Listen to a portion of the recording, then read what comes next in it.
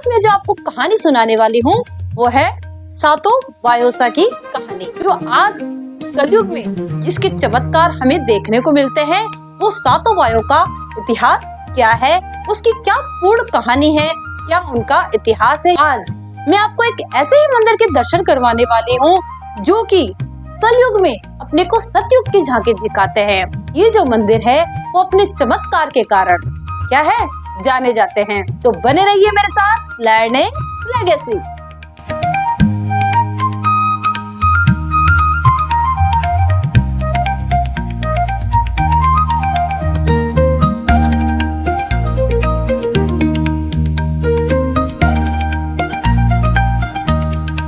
Hello guys, welcome to my class learning legacy. Learning legacy class में आप सभी का स्वागत है। तो बच्चों, कैसे हो आप? आशा करते हो आप हमेशा की तरह स्वस्थ, मस्त और व्यस्त होंगे।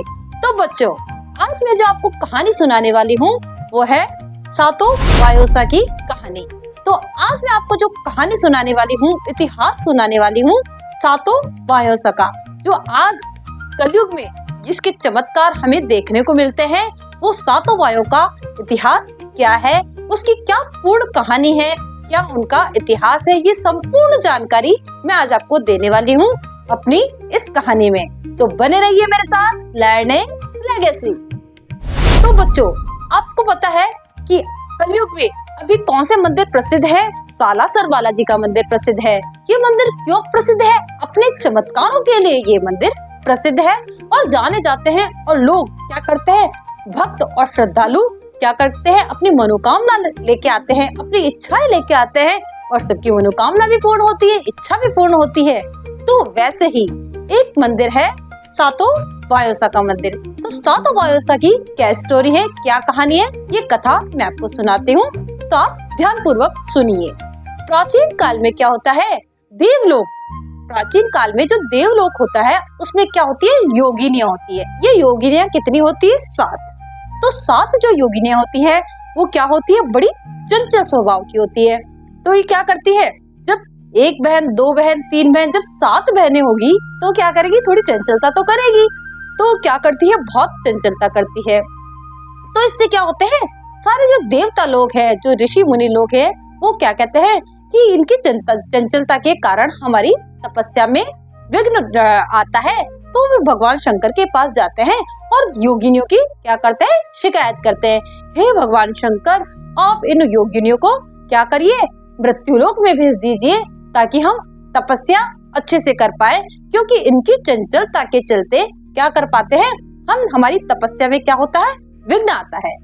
तो शंकर भगवान क्या करते हैं, उन योगिनियों को क्या कहते हैं कि आप मृत्युलोक में जाओ और लोगों को क्या करो, उद्धार करो और क्या करो, अपने इष्ट से उनको क्या करो, उनके अपने चमत्कारों से मृत्युलोक में जो लोग दुखी है तो उनका कल्याण करो। और जो भी आपकी पूजा करे और जो भी आपके प्रति समर्पण भाव रखे, तो मृत्युलोक में जाकर आप क्या करो, लोगों का उद्धार करो। तो ये क्या होती है, जो सातो बायोसा है, जो कि क्या होती है, झूलरों की माता के नाम से भी प्रसिद्ध है और जानी जाती है। तो देवलोक से कहाँ आती है, मृत्युलोक में आती है। अब मृत्युलोक में इनके मंदिर कहाँ कहाँ बनाए जाते हैं, जहाँ पर तपस्या होती है, जहाँ धर्म होता है, जहाँ अच्छा कर्म होता है, वहाँ पर क्या होता है, सातो बायोसा की पूजा की जाती है और वहाँ पर मंदिर बनता है। तो माजिसा के मंदिर के पास ही क्या होता है, सातो बायोसा का मंदिर भी बनाया जाता है। ये मंदिर भी हर कहीं नहीं होता। जहाँ धर्म, तपस्या और क्या होगा, सत्य का बोलबाला होगा, वहाँ क्या होगी, सातो बायोसा की पूजा की जाती है। तो आज मैं आपको एक ऐसे ही मंदिर के दर्शन करवाने वाली हूँ जो कि कलयुग में अपने को सतयुग की झांकी दिखाते हैं। जो आज मैं आपको एक प्रसिद्ध मंदिर में लेके जाने वाली हूँ, जो सातो बायोसा का मंदिर है। और जैसे कि आप जानते हो कि आजकल मंदिर जो है क्या है, जैसे सालासर धाम है, खाटू श्याम जी का मंदिर है, वो क्या है, अपने चमत्कारों के लिए प्रसिद्ध है और जाने जाते हैं। तो वैसे ही ये जो मंदिर है वो अपने चमत्कार के कारण क्या है, जाने जाते हैं। अपने चमत्कार के कारण, और जो भी भक्तगण क्या करते हैं, अपनी मनोकामना लेके आते हैं तो वो वहाँ पर पूर्ण होती है। तो आज मैं आपको एक ऐसे मंदिर के दर्शन कराऊंगी जिसमें क्या होता है, सबकी मनोकामना पूर्ण होती है और क्या होता है, सबकी खाली झोली बढ़ती है और जो भी भक्तगण कोई दुख और कष्ट में होता है उसके सबके कष्ट दूर किए जाते हैं। और जब इस मंदिर को आप देखोगे तो आप खुद महसूस करोगे कि इस मंदिर में एक क्या विशेषता है। इस मंदिर की एक क्या विशेषता है कि इस मंदिर में जो माता जी बैठते हैं, उनकी तपस्या, उनका जो तेज है, उनके मुख पर इतना चमकता है कि आपको जब देखोगे तो आपको देखते ही पता पड़ जाएगा कि माता जी का जो तेज है, जो तपस्या है, उनकी कितनी प्रभावशाली है। तब आप जब मंदिर में प्रवेश करते हो तो आपको क्या दिखते हैं, माता जी दिखते हैं जिनमें की सातों वायुसा की सवारी आती है। जब आप माता जी को देखोगे तब क्या होता है, माता जी को हम जब देखते हैं तो वो देखने में बिल्कुल साधारण महिला सी लगते हैं, लेकिन उनके मुख पर क्या है, मुख पर उनके क्या है, तेज है। तेज किसका है, तपस्या का, क्योंकि उन्होंने बहुत तपस्या की है। वो क्या है, अपने इष्ट के प्रति बहुत समर्पित हैं। वो सुबह 3 बजे तो उठते हैं और 4 बजे से क्या करते हैं, पूजा पाठ प्रार्थना में लग जाते हैं। अब वो इतनी पूजा पाठ जब करते हैं, अब इतनी कोई तपस्या करेगा तो वहाँ पर क्या होगा, वहाँ पर तो देवगण ही खेलेंगे ना। तो वहाँ पर उनमें क्या आता है, वायुसवाब जी की सवारी आती है और माता जी क्या करती है, सबके कष्ट का निवारण करती है। वहाँ पर मैंने देखा है कि एसएमएस हॉस्पिटल से कोई क्या करता है, अपना जो कोई भी मरीज है वहाँ पे जाता है तो उसका भी क्या होता है, इलाज होता है। मैंने कई बार वहाँ पर देखा है कि एम्बुलेंस से क्या करते हैं, लोग मरीजों को वहाँ पर माता जी के दरबार में लेके आते हैं और वो मरीज ठीक होकर जाते हैं। तो ये जो मंदिर है, यहाँ पर माता जी की सवारी कितनी बजे से आती है, 9 बजे से माता जी की सवारी आती है शाम के 8 बजे तक। तो जो ये हमारे माता जी है, इनमें दिव्य शक्तियों का प्रवेश है, क्योंकि दिव्य शक्तियाँ किसके पास रहती है, किसके पास प्रवेश होता है, जो तपस्या करता है, जो धर्म पे चलता है, जो सत्य पे चलता है, जो सत्य की राह पे चलता है, उसके पास तो दिव्य शक्तियाँ होगी ही ना। तो वैसे ही जो हमारी ये माता जी हैं, उनमें बहुत ही दिव्य शक्तियाँ हैं और जो भी इनके दरबार में जाता है, जो भी खाली झोली लेके जाता है, उसकी झोली भरी जाती है, उसकी मनोकामना पूर्ण होती है, उसकी इच्छा पूर्ण होती है। उसकी इच्छा क्या होती है, संपूर्ण होती है। और जो भी कोई दुख और कष्ट में जाता है, जो रोता रोता जाता है, वहाँ पर हंसता हंसता हुआ वापस आता है, क्योंकि माता अपने तपस्या के बल से, अपने दिव्य शक्तियों से क्या करती है, उनके कष्टों का निवारण करती है। और एक बात जो मैंने बताई आपको कि मैं कलयुग में सतयुग की झांकी दिखाने वाली, जब मैं माता जी के मंदिर में गई तो मैंने पाया कि हम भी देखते हैं कि माता जी के चमत्कार क्या है। तो हम माता जी के मंदिर में क्या पाते हैं कि उनके 3 बेटे हैं, बहुएं हैं, पोते हैं, नाती है, सब कुछ है, लेकिन आज भी इस कलयुग में वो सब लोग संयुक्त परिवार के रूप में रहते हैं। और जब हमने वहाँ पर उनके जो पुजारी बेटे हैं, योगेश जी, सुभाष जी, तो उनके बेटों से जब हमने बात की तो हमने उनसे पूछा कि आप इस मॉडर्न युग में, इस आधुनिक युग में आधुनिकता की तरह नहीं रहते हो। तो वो क्या कहते हैं कि उनकी जो माता जी है, उनकी जो आज्ञा है, उनको शिरोधार्य करके वो क्या कहते हैं, अपनी माता की आज्ञा का पालन करते हैं। हमने उनसे सुना कि उनकी जो सगाई होती है वो क्या है, जो माता ने, हमने जब वो गर्भवती होती है तब उनकी सगाइयां हो जाती है, जो आज तक आधुनिक जमाने में टिकी हुई है, उनकी शादियां तक टिकी हुई है। और जो इनके इतने बड़े बड़े बच्चे हैं वो भी क्या करते हैं, दादी सा का आज्ञा का पालन करते हैं और बड़े ही इतने बड़े संयुक्त परिवार में इतने अच्छे से, इतने आराम से रहते हैं, ना कोई विघ्न है, ना कोई क्लेश है, और सब बड़े प्रेम और भाव से रहते हैं। सबको क्या होता है, माता जी का जो मान है, सम्मान है, उसको रखते हैं और सब अपने अपने कार्य में लगे हुए रहते हैं। और इस आधुनिक युग में, इस मॉडर्न युग में, इस आधुनिक युग में आप देखते हैं कि जहाँ पति, पत्नी और बच्चे इसमें लड़ाई हो जाती है, वहाँ पर इस कलयुग में मतलब तीन भाइयों के बच्चे, पत्नियां, कभी उनमें कोई द्वेष नहीं है, कोई ईर्ष्या का भाव नहीं है, कोई आधुनिकता नहीं है। ऐसा नहीं है कि वहाँ पर पढ़ाई नहीं है, बच्चे पढ़ाई करने भी जाते हैं और औरतें घर का काम भी करती है। लेकिन इस आधुनिक युग में मैंने सतयुग की एक झांकी देखी है कि वहाँ पर किसी भाइयों में किसी ईर्ष्या का भाव नहीं है कि ये बड़ा भाई है, इसके पास ये क्या है, ये छोटा भाई है, इसके पास क्या है। जो ये रामायण का युग देखने को मिलता है कि वहाँ पर जो भाई है सब समान रूप से कार्य करते हैं और अपनी माता का क्या करते हैं, आज्ञा का पालन करते हैं कि जो हमारी माता जी ने हमें आज्ञा दी है उसका हमें पालन करना है।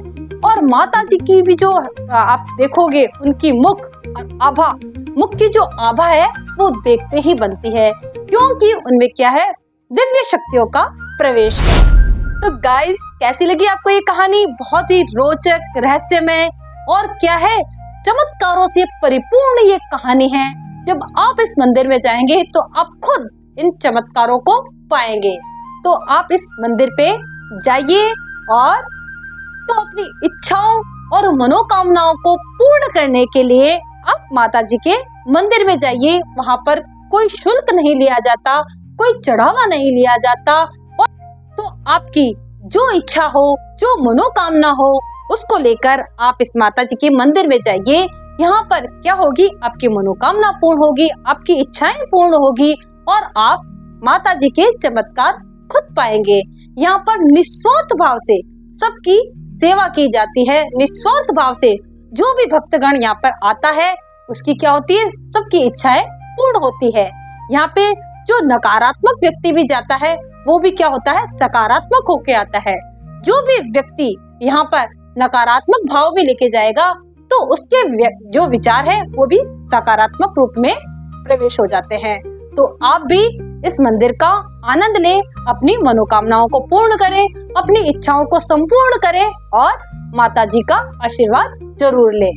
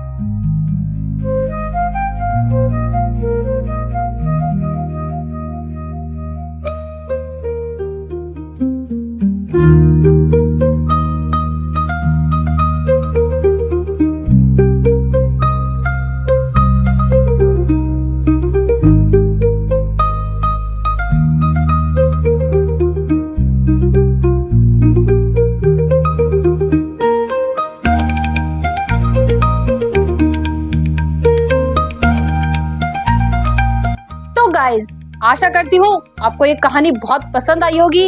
तो यदि आपको ये कहानी पसंद आए तो आप ज्यादा से ज्यादा लोगों को ये शेयर कीजिए, ताकि बहुत से लोगों को इस कथा से क्या हो, सबकी इच्छाएं पूर्ण हो, सबकी मनोकामनाएं पूर्ण हो, सब इस मंदिर के बारे में जाने और सबको क्या हो, सबको इसका लाभ मिले।